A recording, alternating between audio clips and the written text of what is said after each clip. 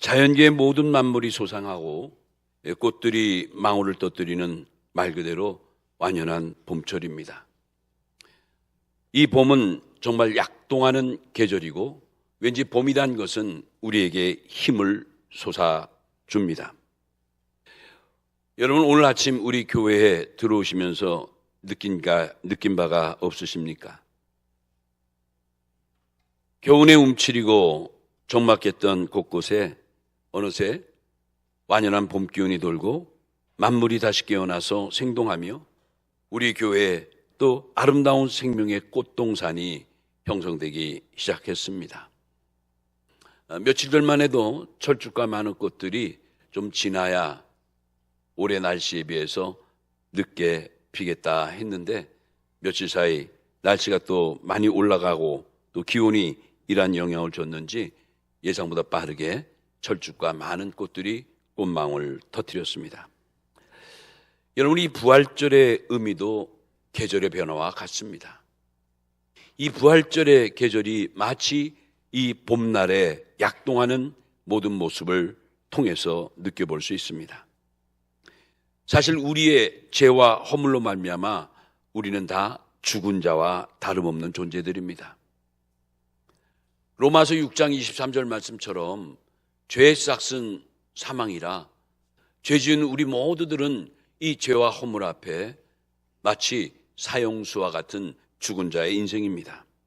그런데 이렇게 우리 인생이 마치 차디찬 영적 겨울 같은 이런 존재들이었는데 우리 주님이 우리를 사랑하사 마침내 오늘 아침 사망의 권세를 깨뜨리시고 그 무거운 돌무덤을 해치시고 다시 살아나심으로 말미암아 우리는 신분의 놀라운 변화와 함께 이런 축복의 순간을 맞게 됩니다. 예수님의 부활은 말 그대로 새 생명의 축복입니다. 여러분, 그래서 우리 예수님을 믿는 사람들에게는 무덤이 없다는 말이 그런 의미가 있습니다. 예수님이 돌아가시기 전날 겟세마네 동산에서 간절히 기도할 때, 그리고 그 기도 직전에 제자들에게 마지막으로 당부한 말씀이 있습니다. 바로 나는 곧 죽지만은 그러나 3일 만에 살아난다.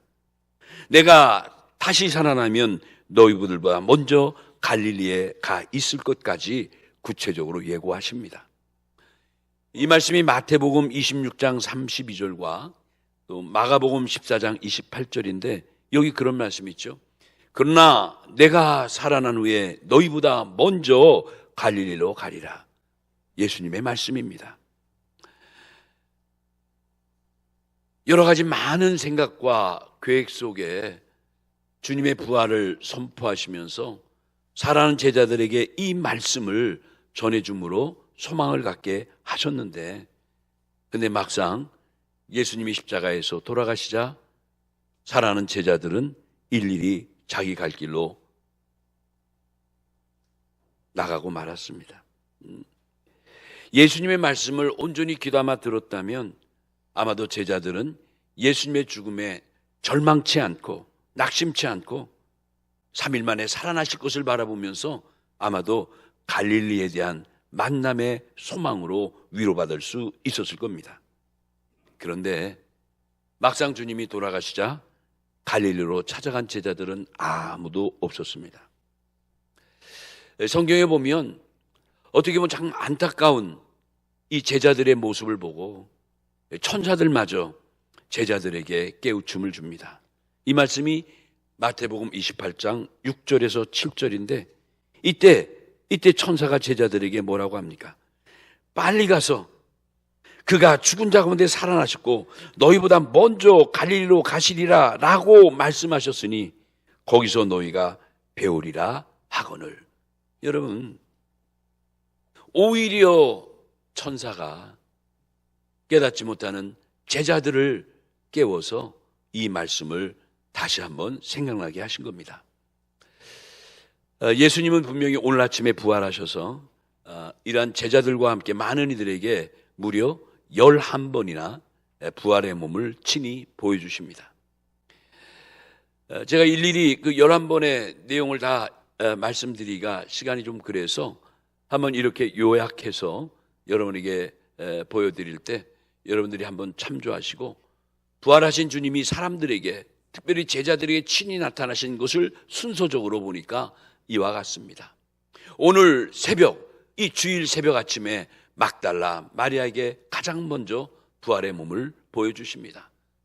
그리고 막달라 마리아와 다른 여인에게도, 그리고 세 번째로 주일 오전 베드로에게도, 오후에는 엠마오로 돌아가는 두 제자에게 변형된 모습으로 나타나셔서 그들의 믿음을 회복시켜 주십니다. 오늘 저녁에는 도마를 제외한 10 제자와 다른 제자들에게도 주님은 부활하신 몸을 직접 보여주십니다. 여섯 번째 나타나는 것은 부활 후 8째 되는 날에 예루살렘에서 믿지 않던 도마를 포함한 11 제자들에게 놀라운 축복의 말씀으로 역사해 주십니다. 그리고 새벽녘에 갈릴리 바다 고기 잡던 베드로와 7 제자들에게 다가가셔서 부활의 주님을 보여주신 겁니다. 8번째로 갈릴리의 한 산에서 다시 제자들에게, 9번째로 그 일시에 500여 성도들에게 친히 부활의 모습을 보여주고, 10번째는 예수님의 친동생 야고보에게도 친히 부활의 몸을 보여주십니다. 그리고 마침내 11번째 부활 40일 후에 제자들에게 친히 몸을 보이시면서 감람산에서 하늘로 승천하시는 모습을 보여주신 것입니다. 이처럼 예수님은 분명히 말씀대로 죽음을 물리치시고 어둠을 깨뜨리시고 오늘 아침에 부활하셨습니다. 여러분, 예수님의 부활은 확실한 역사적 팩트입니다. 역사적 사실입니다. 아무리 예수님의 부활을 믿지 않으려 해도 오히려 만물이 우리 주님의 부활을 증언하고 있습니다. 바라기는 이제 봄의 생명을 우리 대자연 속에서 느끼듯이 금년도 부활절 이 아침에 우리 주님 예수 그리스도께서 다시 살아나시는 이 복된 소식을 듣고 우리는 어떠한 경우에도, 어떠한 처지에도, 어떠한 어려움 속에도 다시금 소망을 가지고 우리의 삶 속에서 일어나고 다시 승리하는 복된 역사에 동참하는 우리 모두가 되어야 될 줄로 믿습니다. 사랑하는 여러분, 어렵습니까? 사업이 힘들고 직장이 어들고 사는 것이 힘들고 여러 가지 면에 너무나 어렵고 혼란스러운 더욱이 이 시기를 우리가 살아가고 있지만 우리 기독교는 절망이 없는 종교입니다. 우리 기독교는 한마디로 무덤이 없는 종교인 줄로 믿습니다. 우리 주님의 부활로 이 죽음의 세계를, 절망의 세계를, 이 무덤의 세계를 다 파괴시키고 우리에게 새로운 세계를 허락해 주신 것입니다. 따라서 우리 기독교는 빈 무덤에 세워진 십자가의 종교라고 말씀드릴 수가 있습니다. 십자가의 종교는 부활의 놀라운 정신을 가지고 생명의 세계를 선포하고 있는 겁니다.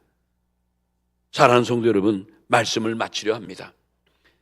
사랑하는 우리 교회는 잠자는 교회가 아니라 지금도 약동하는 교회인 줄로 믿습니다. 우리 교회는 예수님의 부활을 바라보면서 오직 우리 신앙의 중심에는 예수님의 부활과 변화의 놀라운 신앙만이 함께한다는 것을 믿으시기 바랍니다. 우리 교회는 이와 같이 부활의 신앙이 활활 타오르는 살아있는 교회인 줄로 믿습니다. 지금도 살아계신 하나님의 말씀이 선포되고 그 말씀이 역동하는, 움직이는 교회, 살아 역사하는 교회인 줄로 믿습니다. 바라옵기는 우리 모든 성도님, 우리 주님의 부활과 이 변화의 영생의 말씀을 가지고 모든 삶에서 정말 이 땅에 지축을 울릴 수 있을 정도로 믿음을 가지고 거부도 당당하게 날마다 시간마다 전진하고 또 전진하는 승리의 삶을 사는 우리 모두가 되시기를 예수님의 이름으로 축원합니다.